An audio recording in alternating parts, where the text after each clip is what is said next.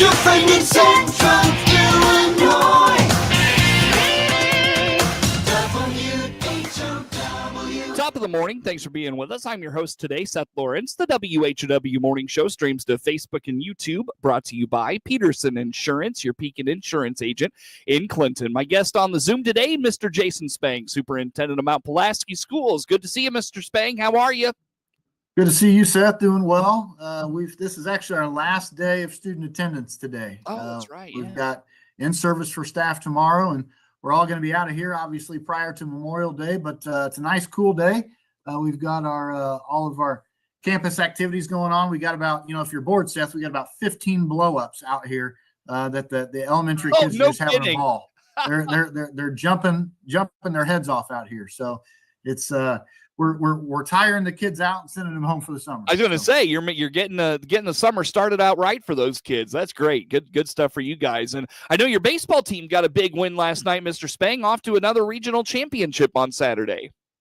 Yeah, they had a slow start. We were down 1-0. Going into the last inning, from what I understand. We had a board meeting last night, but we were following Game Changer. I had one board member who said, "Mr. Spang, with all due respect, I might be in and out of attention because I'm locked to my iPad right here." I said, "Hey, no problem."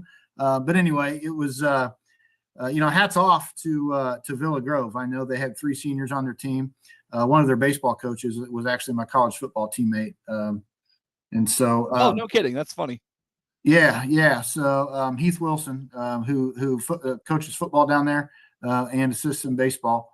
He's good buddy of mine. We played college football together at Eureka. But in any case, I know they had a hard-fought battle. Their pitcher did great. We finally broke through in the later innings. I know Jaden got a big RBI for us, and then Liam Smith hit a 3-run bomb that kind of opened it up for us. But yeah, I mean, we're the number 1 seed for the regional, number 2 seed for the sectional. But we were able to squeak one out last night. So we play in the regional championship against Tuscola, I believe, Saturday morning at 11 o'clock. So we're excited about that. But our softball team also got a huge win last night. We co-op with Buffalo Tri-City. And Audrey Cooper, who is a Mount Pulaski student, in extra innings, runner on second and third, hit a sac fly for a walk-off for that game, and we beat Pleasant Plains last night. Oh, good. All in all, it's been a good last 24 hours for MP Athletics. So. Evidently. Good stuff. Good for you guys. Good stuff. Well, Mr. Spang, let's dive into that board meeting that you mentioned. What'd you guys talk about last night? Any good action items out of all that? Yeah, there was a lot on the agenda. I would say as a principal, once you get past March, and your teacher evaluations are done, it kind of calms down for the remainder of the year. And it's kind of exactly the opposite as a superintendent, because you're renewing contracts, you're renewing, insurance policies, those kinds of things going into the next year. Obviously finalizing our Veterans Park capital project. And so it was one of 2 board meetings since I started, since July, where we had a 3-page agenda. So, but we got a lot accomplished last night. Just some highlights. We recognized our high school FCCLA members. That is Family, Career, and Community Leaders of America. Wyatt Watercutty is their sponsor, and he's our home ec teacher as well. And so we had a number of students last night that were recognized for state accomplishments. And so we create board resolutions when we honor those kids and invite them to a board meeting, take a picture, and then post them up on the internet just for good news throughout the district. So we had a number of kids recognized for that. Liam Smith was our senior of the month. He's also the baseball player that hit the 3-run homer last night. And then we recognized 2 teachers last night. So NWEA secures MAP testing for schools all throughout the state of Illinois and also all throughout the country. And every summer they have a fusion conference that they have at various locations. I went last summer. It was in Denver, Colorado. This summer it's going to be in New Orleans. Next summer it's actually coming to Illinois, and it's going to be in Chicago. And so we've invited NWEA MAP in and work with our staff specifically this year. And we crushed a lot of our student growth goals. And so there's a lot of schools around the state that petition to try to present at these conferences. It's obviously an accolade when you present. You get free conference registration, things like that are some of the perks. But through the hard work that we've done through NWEA, they actually asked us to present alongside with them next summer at the state or at the national conference in Chicago. So Michael Copley, who's our high school math teacher, and Jamie Sellinger, who's our high school English teacher, they have actually absolutely been crushing scores, which is another reason that we've attained exemplary status and on our school report card. But long story short, they're going to present in Chicago next summer. So we recognized them last night with the board resolution. Lance from NWEA is going to present alongside them, and that's quite an honor. There's not a lot of schools out there that present in coercion with NWEA, with MAP at these conferences. So we're hanging our hat on that. A lot of other things going on, as we approach the end of the year here. Energy prices are going up throughout the state of Illinois. That's just because of the high demand on the power grid. That's ComEd and that's Ameren both. So I don't know if any of the superintendents have mentioned that to you in your radio interviews, but those are going up significantly. So we're trying to navigate those waters. We're still considering a solar project here. We're kind of pumping the brakes on that just because those solar panels come from China. And even though we're on a 90-day pause right now, we want to make sure that we don't, put that plane in motion and all of a sudden tariff prices go up and we're paying more than the increased energy costs are going to be for next year. So we're going to wait till that stabilizes a little bit. But in the middle of our bus barn renovation as well, so we're excited about that.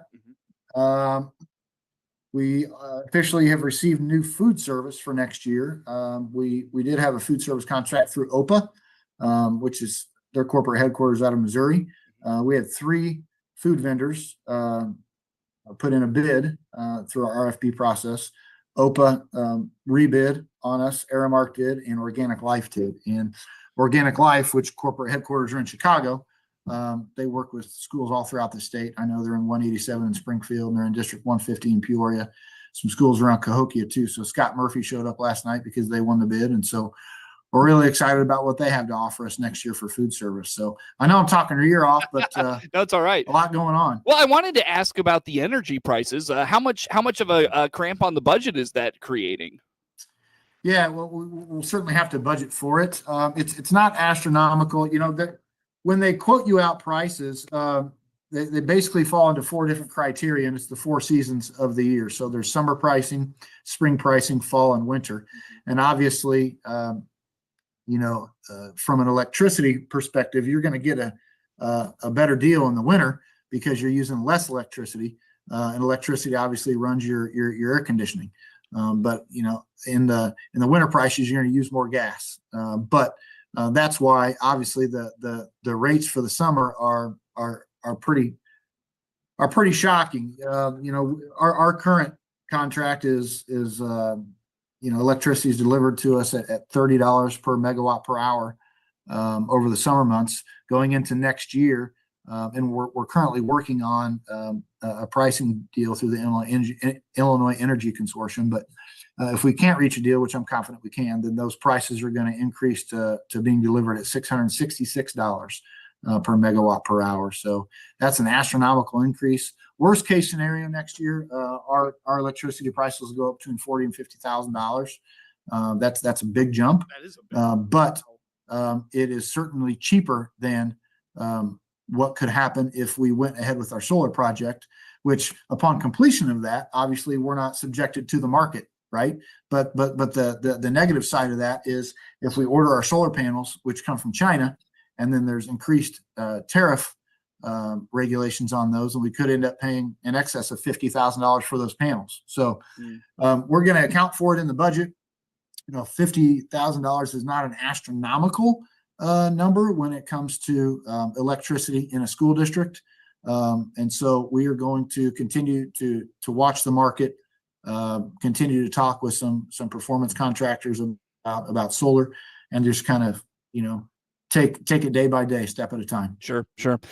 Interesting times for sure on that. Now, how does this tie in you and I have spoken previously about a grant you've gotten. Is that through the Illinois Commerce Commission? Am I remembering that right? How does this? Yeah, tie so into that? it's been delayed a little bit. And it still isn't out yet. It's supposed to come out exactly this month, and it's the Energy Transition Community Grant. Mhm. And so, again, if you live within 30 miles of a plant closure or significant reduction, and lucky enough for us, we qualify because we're within 30 miles of the Viper mine, which is in our district in Elkhart, that just closed.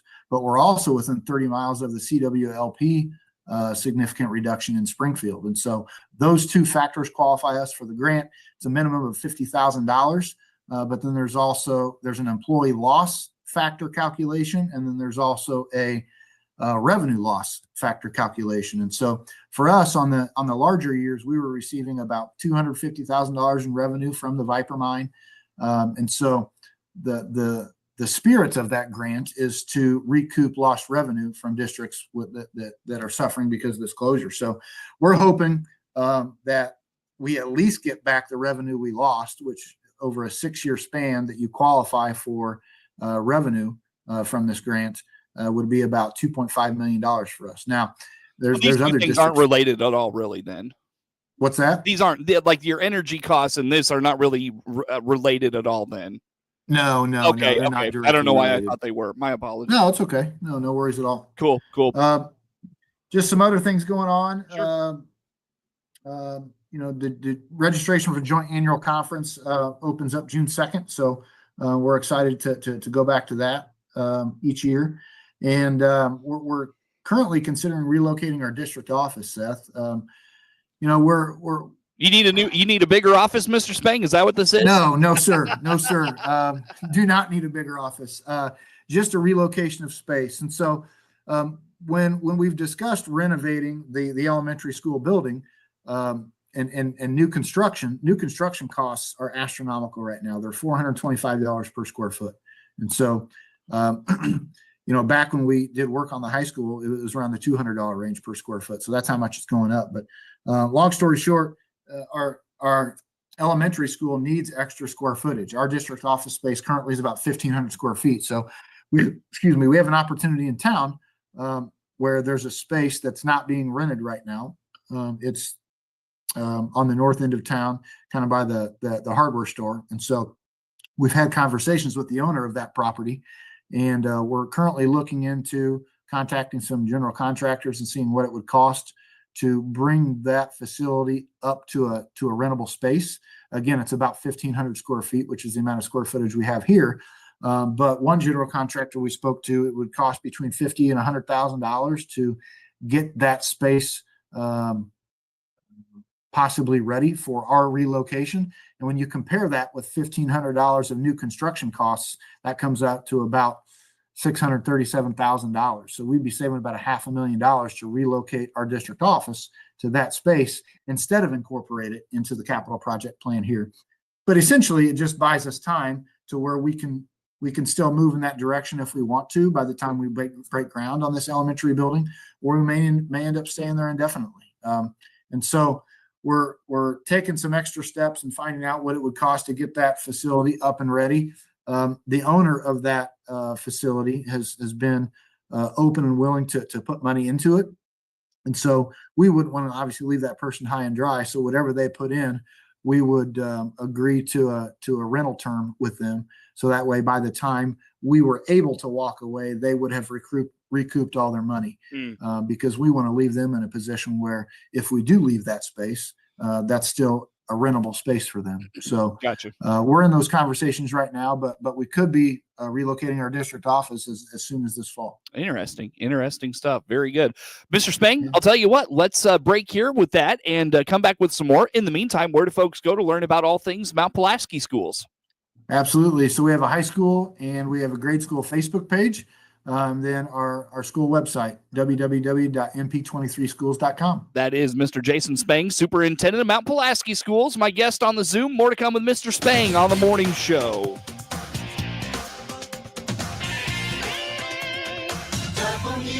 WHOW. Exclusive benefits. Let's check the markets now on the RFD Radio Network. I'm Jim Taylor. Steady trade for corn and beans. Wheat trading lower. July corn up 1.5, 462.5. September corn up half a penny, 443.25. December new crop unchanged, 455.5. July beans 1067.5, up 4 3/4. August beans up 3.5, 1062.5. And November new crop 1053.5, up 1 1/4. July Chicago wheat down 4 3/4, 544.5. September wheat down 3.5, 560.25. July bean meal up 350, 297.60. July bean oil 49.06, down 77 cents. Livestock market, May feeders 295.60, down 70 cents. June live cattle 215.37, up $1.22. June lean hogs 99.32, down 20 cents. Energy market, July crude oil down 67 cents, 60.90. Jim Taylor. AgriTalk is the radio talk show for American agriculture. Hi, everybody. I'm Chip Flory, your host. We join you weekday mornings from 10 until 11 on WHOW, on AM and FM, and on the WHOW streams. We provide farmers and ranchers with timely insights and information aimed at improving their operations. Join me, Chip Flory, weekdays at 10:06 on Central Illinois Ag Station, WHOW. Find out how you and your family can save up to 40% on the meat, produce, and grocery items you use every day by clicking the Clinton Save a Lot icon at DeWittDailyNews.com. Jay Peterson here from Peterson Insurance, your Pekin Insurance agent in Clinton, Farmer City, and Maroa. Find out how Pekin Insurance can give you peace of mind by clicking our icon at DeWittDailyNews.com. Your friend in Central Illinois, WHOW. Once again, good morning. Thanks for being with us. I'm your host today, Seth Lawrence. The WHOW Morning Show streams to Facebook and YouTube, brought to you by Peterson Insurance, your Pekin Insurance agent in Clinton. My guest on the Zoom today, Mr. Jason Spang, superintendent of Mount Pulaski schools. Sorry, Mr. Spang. I had Mount Pulaski, Maroa, and Monticello in my sports this morning, so I'm all. Hey, that's a lot of M's. Too many M's. Too many M's around this area. By the way, all three of you having great baseball seasons. It's been tremendous to follow all of those. But at any rate, Mr. Spang, let's dive into, speaking of sports, a new offering for your students. What's going on? Yeah, a couple new opportunities. So we also passed last night at our board meeting bass fishing for the junior high and high school next year. And so we're really excited about that. We actually conducted surveys. Our activities director, Mr. Jonathan Jordan, conducted surveys at the beginning of the school year, and that was our number one new sport of interest. And so we've been taking some extra steps. Obviously, we got that approved last night. We're currently working on a memorandum of understanding between the board and the teachers union on what to appropriate a dollar amount for a stipend for. But actually, the RV company here in town, the name of it is slipping my mind, but it's on the southeast side of town. They actually have heavy interest in sponsoring bass fishing for us and actually letting us use a boat for the bass fishing season. So we're in those talks right now, and we also have a parent and a coach in the community who is a professional bass fisherman. So he's interested in coaching that. Now, obviously, we'll open that up and consider all applicants, but very excited about the opportunity to add bass fishing. And then we also added cross country for the junior high and high school. So it's going to be very beneficial, obviously, with the track out at Veterans Park. That's going to be completed within the week here. And cross country doesn't specifically practice or run events for cross country on a track, but they can certainly go out there and practice and things like that. And we're excited about retaining our junior high track numbers. We did have 8 students qualify for the IESA state track tournament, the 4x4 team here. And then we had 4 individual students qualify in long jump, in the 800 meter, in shot, and I can't remember the 4th one. a lot of success in extracurriculars here as of late. Sure. Very good. Very good. Now, Mr. Spang, when it comes to starting up these programs, is the infrastructure in place in Mount Pulaski for these? What do you have to do to get them ready? Yeah. So specifically with bass fishing, some of the other schools I've worked at previously, although it's been a few years, had bass fishing. And so I believe there's been the state bass fishing tournament, I believe, has been on Lake Shelbyville before. I believe some events have been on the Illinois River before. And so, part of it is obviously finding a coach. But when you go to these bass fishing meets, the coach isn't with them on the boat. The coach has to stay on shore. So usually, a parent of one of the two boys or girls, because it's co-ed, usually it's a parent who owns a boat that actually takes them out and drives them around to the places they want to fish. And obviously there's a time limit with it, but then, the coach works with them throughout the week on, hot spots of the lake, especially if they're familiar with the lake or the river on where to go. And so it's time it's just like you see on TV. They have to fly out and they come back in, hopefully make the time and then turn in the fish that they catch. So it's pretty exciting. That is pretty cool. Will you co-op at all for cross country? Like, will you bring in other, schools around you like you do for softball and such? We're open to that possibility, but our numbers are so high in junior high track right now that we really want to wait and see. And obviously with track being more of an individualized sport, there's not a huge need to co-op. The reason we co-op with softball in Buffalo Tri-City right now, and they've been an absolutely outstanding partner, is because we used to have our own softball team here in Pulaski, and then we just didn't quite have enough girls to continue with the team on our own. And so they've been a fantastic partner. We would love to see that grow within our ladies of our school district. And so we did leave room at Veterans Park for a future softball field. We have that mapped out. We just haven't moved forward with that yet. Cool. Very good. Mr. Spang, I've got about a minute left with you today, sir. What I miss, today's last day of school for kids. Anything summer-wise coming up for you folks? Again, real quick, about a minute. Yeah. So we're just going to hit the ground running with all the summer strength and conditioning stuff that we have for kids, club volleyball, basketball opportunities. We're rolling those schedules out. All of our sports registration did turn digital this year. So through Ballfrog and that app, we have registration is all digital now. So that's going to be easier for parents to renew every year as well. So a lot going on, but we're excited. Where do folks keep up with the latest from Mount Pulaski schools, Mr. Spang? On our two Facebook pages for the high school and the grade school, Mount Pulaski High School Facebook page, Mount Pulaski Grade School Facebook page, and then on our website at www.mp23schools.com. Mr. Spang, admittedly, I almost called you Mr. Lamke there for a second, but good to have you, that would be a compliment, my friend. Hey, have a great summer, Mr. Spang. We'll see you soon. That's Jason Spang, Superintendent of Mount Pulaski Schools, our guest on the Zoom today. The morning show streams to Facebook and YouTube, brought to you by Peterson Insurance, your Pekin Insurance agent in Clinton. Of course, we stream live online all the time at DeWittDailyNews.com. Network news comes your way now.